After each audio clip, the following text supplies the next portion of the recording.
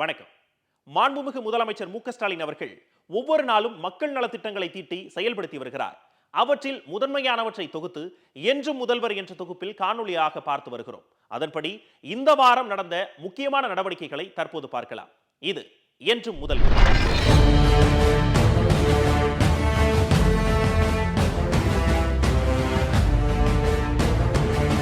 March 8, 2026 உலக மகளிர் நாளையொட்டி மாண்புமிகு முதலமைச்சர் மு.க. ஸ்டாலின் அவர்கள் வாழ்த்து தெரிவித்துள்ளார். அவர் வெளியிட்டுள்ள வாழ்த்து செய்தியில், வெல்லும் தமிழ் பெண்களே, நீங்கள் வெல்வதற்கு உலகும் உங்களுக்கு துணை நிற்க திராவிட மாடலும் இருக்கிறது. தடைகளை தகர்த்தெறிந்து தொடர்ந்து முன்னேறுங்கள். உங்களது பயணத்தின் ஒவ்வொரு அடியிலும் உடன் நிற்க நமது திராவிட மாடல் அரசு இருக்கிறது. அனைவருக்கும் உங்கள் ஸ்டாலினின் உலக மகளிர் நாள் நல்வாழ்த்துக்கள் என்று குறிப்பிட்டுள்ளார். மாண்புமிகு முதலமைச்சர் மு.க. ஸ்டாலின் அவர்களை அண்ணா அறிவாலயத்தில் உலக மகளிர் தினத்தையொட்டி கழக நாடாளுமன்ற குழு தலைவர் கனிமொழி கருணாநிதி அவர்கள் தலைமையில் கழக மகளிர் அணி, மாநில, மாவட்ட நிர்வாகிகள் மற்றும் அரசு பெண் சட்ட அலுவலர்கள் சந்தித்து வாழ்த்து பெற்றனர்.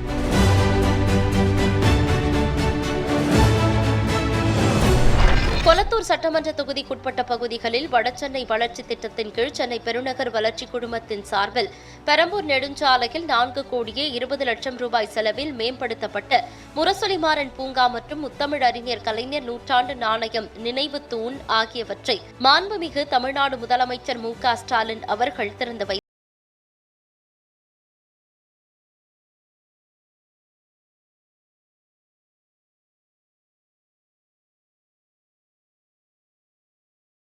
கொளத்தூர் பல்லவன் சாலையில் உள்ள டான் பாஸ்கோ பள்ளி வளாகத்தில் நடைபெற்ற நிகழ்ச்சியில் அனிதா அச்சீவர்ஸ் அகாடமியில் டாலி பயின்ற 53 மாணவிகள் மற்றும் 32 மாணவர்களுக்கு மடிக்கணினிகள், சான்றிதழ்களையும், தையல் பயிற்சி முடித்த 320 மகளிருக்கு தையல் இயந்திரங்கள் மற்றும் சான்றிதழ்களையும் மாண்புமிகு தமிழ்நாடு முதலமைச்சர் மு.க.ஸ்டாலின் அவர்கள் வழங்கி வாழ்த்தினார்.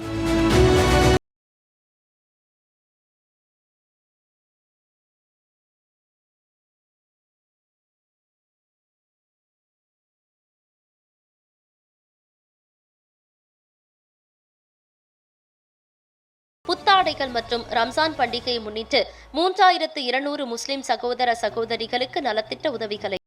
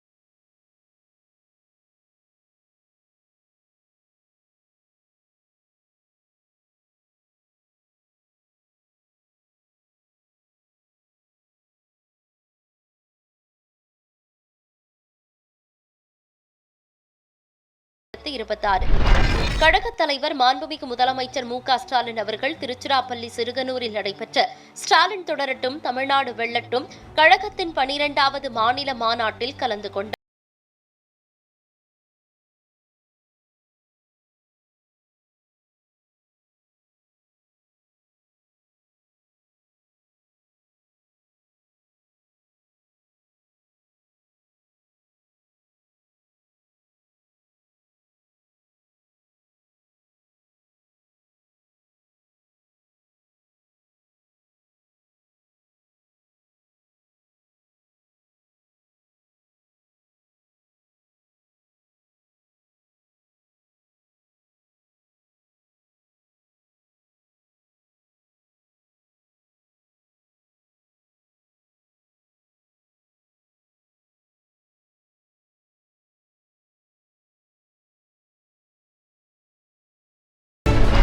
வளைகுடா நாடுகளில் ஏற்பட்டுள்ள போர் சூழல் காரணமாக தமிழ்நாட்டுக்கு ஏற்படும் பாதிப்புகள் குறித்தும் இதுகுறித்து எடுக்கப்பட வேண்டிய நடவடிக்கைகள் குறித்தும் தலைமை செயலகத்தில் அவசர ஆலோசனை கூட்டம் நடைபெற்றது குறித்து மாண்புமிகு முதலமைச்சர் ஸ்டாலின் அவர்கள் வெளியிட்டுள்ள சமூக வலைதள பதிவில் அமெரிக்கா ஈரான் போரினால் தமிழ்நாட்டுக்கு ஏற்படும் பாதிப்புகள் குறித்தும் இதுகுறித்து எடுக்கப்பட வேண்டிய நடவடிக்கைகள் குறித்தும் இன்று விரிவாக ஆய்வு செய்தேன். தற்போது பாதிக்கப்பட்டுள்ள பல்வேறு வளைகுடா நாடுகளில் வாழும் தமிழர்களின் பாதுகாப்பையும் அப்பகுதியில் சிக்கியுள்ள தமிழ்நாட்டு மீனவர்களின் நலனையும் உறுதி செய்திட தேவையான நடவடிக்கைகளை ஒன்றிய அரசு எடுத்திட வேண்டும் என்று மாண்புமிகு பிரதமர் அவர்களுக்கு கடிதம் எழுதியுள்ளேன்.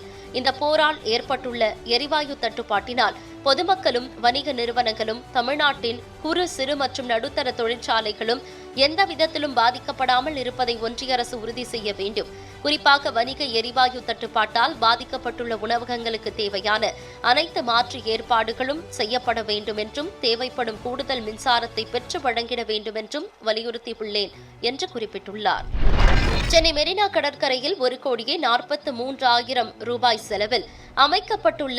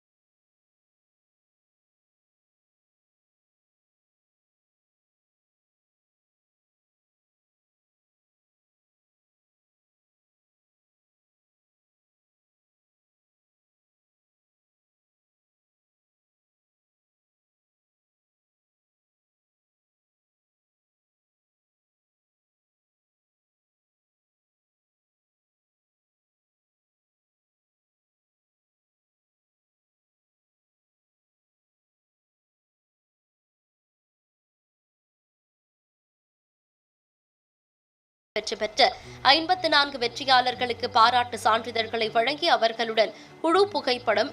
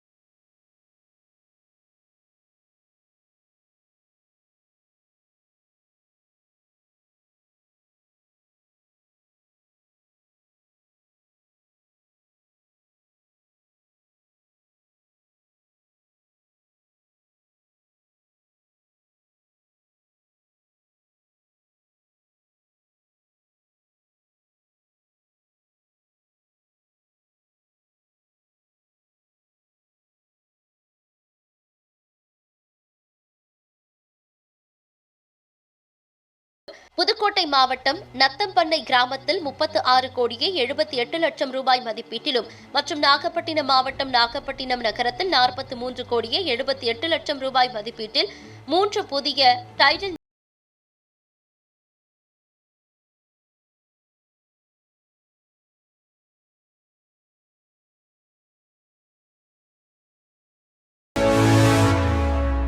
மேலும் ஜப்பான் நாட்டை சேர்ந்த ஹிரோசே நிறுவனம் திருவள்ளூர் மாவட்டம் பூவிருந்தவள்ளியில் 100 கோடி ரூபாய் உறுதி அளிக்கப்பட்ட முதலீடு மற்றும் 100 நபர்களுக்கு வேலைவாய்ப்பு அளிக்கும் வகையில் மின்சார மின்னணு இணைப்பிகள் உற்பத்தி திட்டம் அமைப்பதற்கு புரிந்துணர்வு ஒப்பந்தம் மாண்புமிகு தமிழ்நாடு முதலமைச்சர் மு.க.ஸ்டாலின் அவர்கள் முன்னிலையில் மேற்கொள்ளப்பட்டது.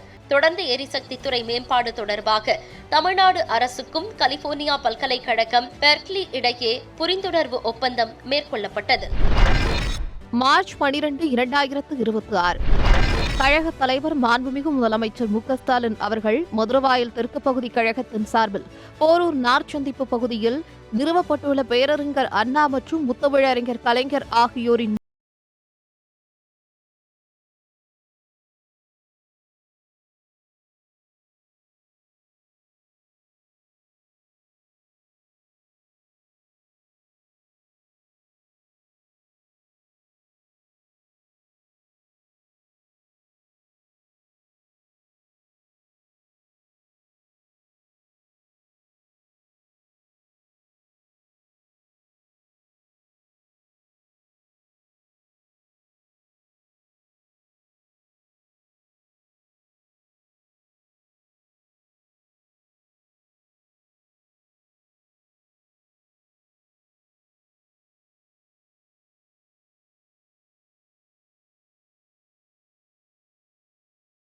உள்ளிட்ட எரிபொருள் விநியோகம் குறித்து மாண்புமிகு பிரதமர் அவர்களுக்கும் தொடர்புடைய ஒன்றிய அமைச்சர்களுக்கும் கடிதம் எழுதியுள்ளேன். மாண்புமிகு உணவு மற்றும் உணவுப் பொருள் வழங்கல் துறை அமைச்சர் தலைமையில் எரிவாயு தட்டுப்பாட்டை எதிர்கொள்வது குறித்த ஆலோசனை கூட்டமும் நடைபெற்றது.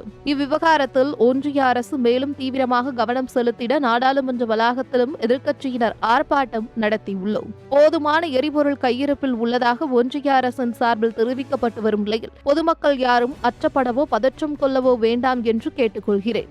இந்நேரத்தில் ஒன்றிய அரசு மேற்கொண்டு வரும் முயற்சிகளுக்கு துணை நின்று மேற்காசிய போர்ச்சூழலை எதிர்கொள்வோம் என்று குறிப்பிட்டுள்ளார்.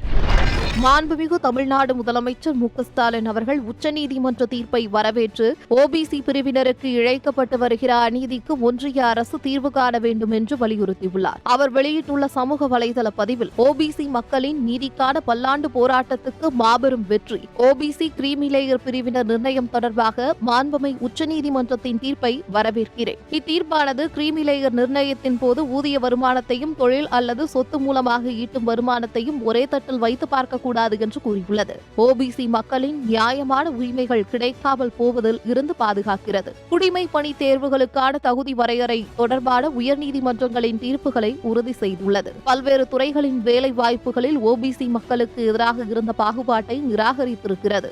இடஒதுக்கீடு என்பதே சமூக ரீதியாக பிற்படுத்தப்பட்டவர்களுக்கானது எனும் நோக்கத்தை மீண்டும் உறுதிப்படுத்தியிருக்கிறது. எனினும் இந்த வழக்கில் உண்மையாகவே பிற்படுத்தப்பட்ட ஓபிசி பிரிவினர் பலரின் நியாயமான உரிமையை மறுக்கும் நிலைப்பாட்டை என்டிஏ அரசு எடுத்து வாதாடியது.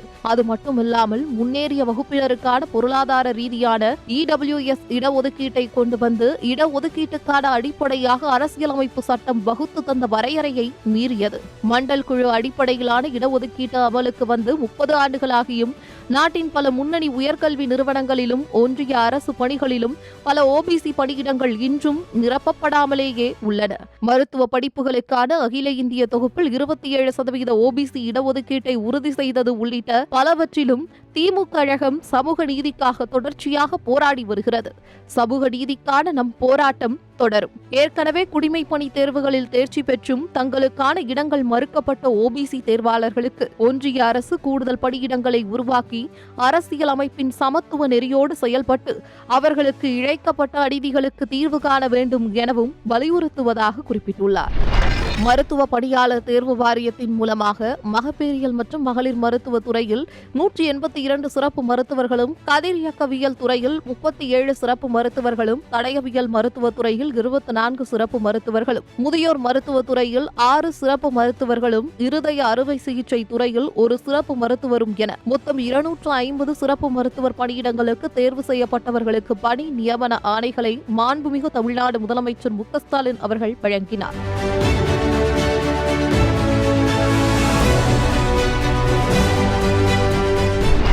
மேலும் தமிழ்நாடு அரசு பணியாளர் தேர்வாணையம் வாயிலாக கால்நடை பராமரிப்பு துறையில் கால்நடை உதவி மருத்துவர் பணியிடங்களுக்கு தேர்வு செய்யப்பட்ட 292 நபர்களுக்கும், குற்ற வழக்கு தொடர்பு துறையில் அரசு உதவி வழக்குரைஞர் நிலை 2 பணிக்கு தேர்ந்தெடுக்கப்பட்ட 45 நபர்களுக்கும் பணி நியமன ஆணைகளை வழங்கினார். செய்தி மக்கள் தொடர்பு துறையின் தமிழ் அரசு சார்பில் தயாரிக்கப்பட்ட தமிழ்நாடு அரசின் 5 ஆண்டுகால சாதனைகளை விளக்கும் மக்கள் பணியில் மகத்தான 5 ஆண்டுகள் 2021-26 சாதனை மலரினை மாண்புமிகு தமிழ்நாடு முதலமைச்சர் மு.க.ஸ்டாலின் அவர்கள் வெளியிட்டார். மார்ச் 13, 2026 திராவிட மாடல் ஆட்சியில் தமிழ்நாட்டில் 7 இடங்களில் டைட்டில் பார்க் திறக்கப்பட்டும் 11 இடங்களில் நியோ டைட்டில் பார்க்கிற்காக அடிக்கல் நாட்டியும் 21,600 பேருக்கு வேலைவாய்ப்புக்கு அடித்தளம் அமைக்கப்பட்டுள்ளது என்று மாண்புமிகு தமிழ்நாடு முதலமைச்சர் மு.க.ஸ்டாலின் அவர்கள் பெருமிதம் பொங்க தமது சமூக வலைதள பக்கத்தில் குறிப்பிட்டுள்ளார். மேலும் திராவிட மாடல் ஆட்சி